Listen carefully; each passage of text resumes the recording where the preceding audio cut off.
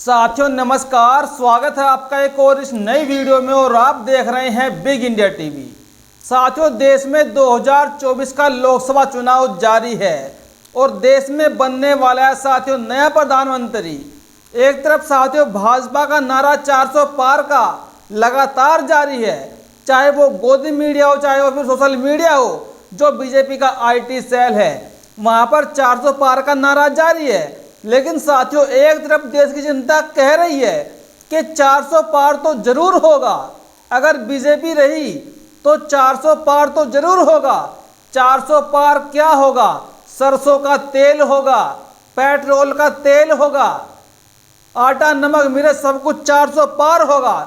लेकिन साथियों इस बार जो हकीकत है, जो आंतरिक सर्वे निकल कर आ रहे हैं, उस बार भाजपा बिल्कुल भी 250 सीट से ऊपर खींचतान कर क्रॉस नहीं कर रही है।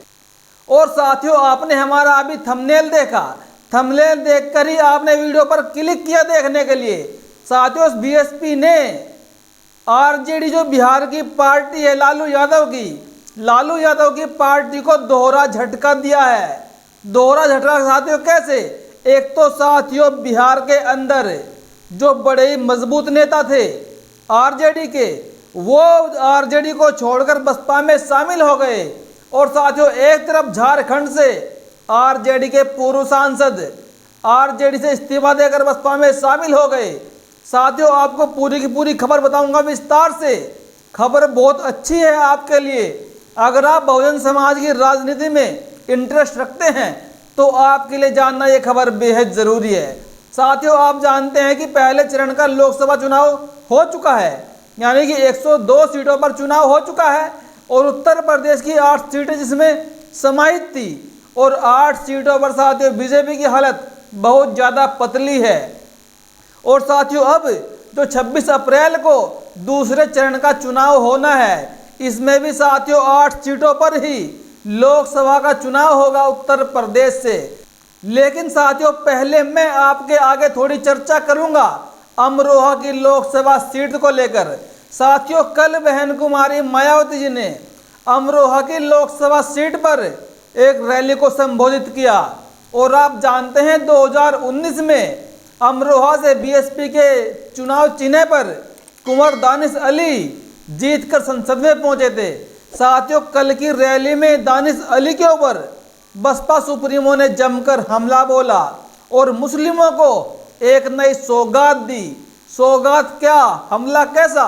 साथियों बहन जी ने जनता के सामने कहा कि आप सबने मिलकर, हमने भी मिलकर यहाँ से एक मुस्लिम प्रत्याशी दानिश अली को 2019 में चुनाव जितवाकर संसद में भेजा, लेकिन उन साहब ने न तो आपका सम्मान रखा, न पार्टी का सम्मान रखा और न ही क्षेत्र की जनता के विकास कार्य में कोई रुचि नहीं ली। और साथियों इसीलिए हमने उनको पार्टी से बाहर कर दिया। लेकिन आपको निराश होने की जरूरत बिल्कुल नहीं है। हमने उन्हीं की जगह एक बड़े ही मुस्लिम चेहरे को, मुजाहिद हुसैन जिनका नाम है, उनको लोकसभा का टिकट दिया।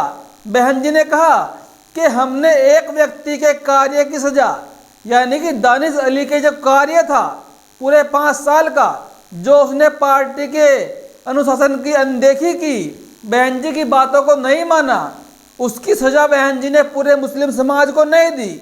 और अमरोहा की लोकसभा सीट पर एक मुस्लिम को ही लोकसभा का टिकट दिया।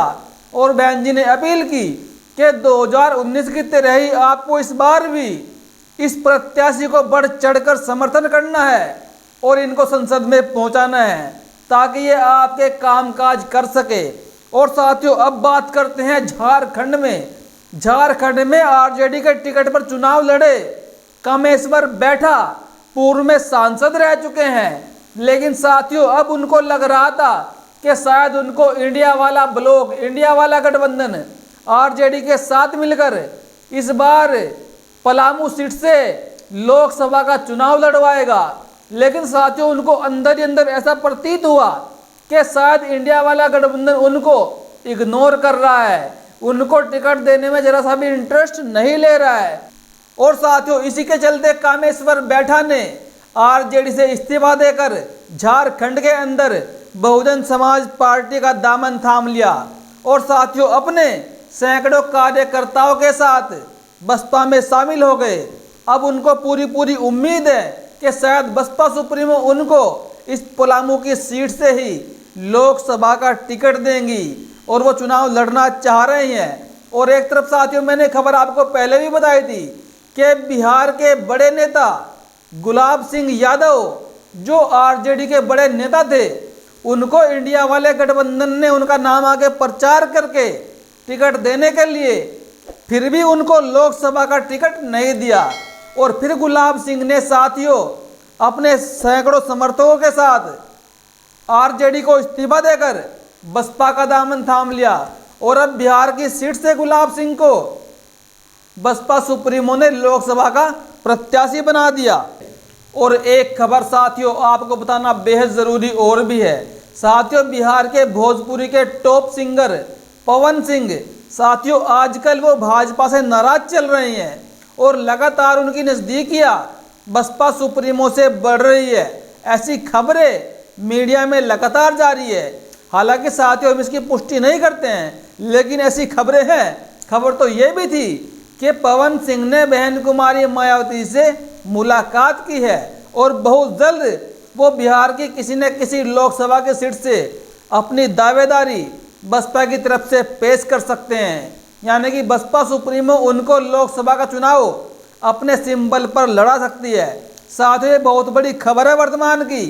और साथियों एक तरफ जब से शंभू कुमार सिंह को बसपा सुप्रीमो ने लोकसभा का टिकट दिया वैशाली की लोकसभा सीट से, तब से साथियों शंभू कुमार सिंह ने पूरे बिहार के अंदर बसपा की एक लहर पैदा कर दी है।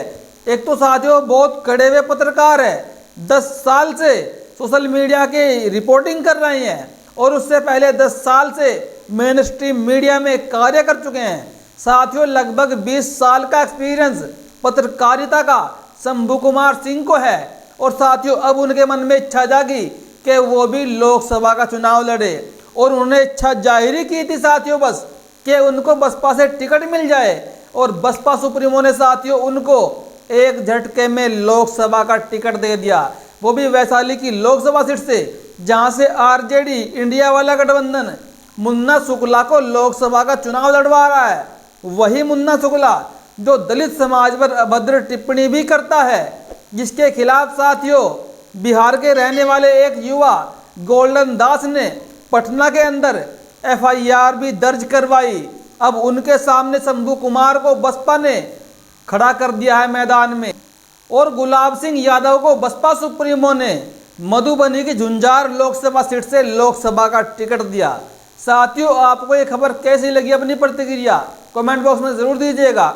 और आप इस बार देश का प्रधानमंत्री किसको बनाना चाहेंगे अपनी प्रतिक्रिया को लेकर भी ज़रूर दें, क्योंकि साथियों लगातार कई महीने तक बसपा सुप्रीमो के नाम का भी चर्चा रहा, बोलबाला रहा कि इंडिया वाला गठबंधन बहुत जल्द बसपा सुप्रीमो के नाम का ऐलान करने वाला है और प्रधानमंत्री के रूप में, पीएम कैंडिडेट के रूप में बहन जी के नाम को अनाउंस सोनिया गांधी करने वाली हैं। लेकिन साथियों ऐसा कुछ नहीं हुआ।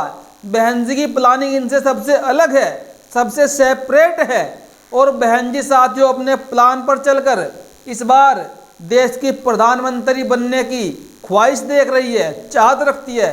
क्या आप बसपा सुप्रीमो को देश का प्रधानमंत्री बनाना चाहेंगे? अपनी प्रतिक्रिया जरूर दें। और साथियों आप हमारे चैनल को आर्थिक सहायता जरूर करें ताकि हम मीडिया के लिए सारे संसाधन जुटा पाए और आपको बेहतर से बेहतर खबर दिखा पाए, सुना पाए।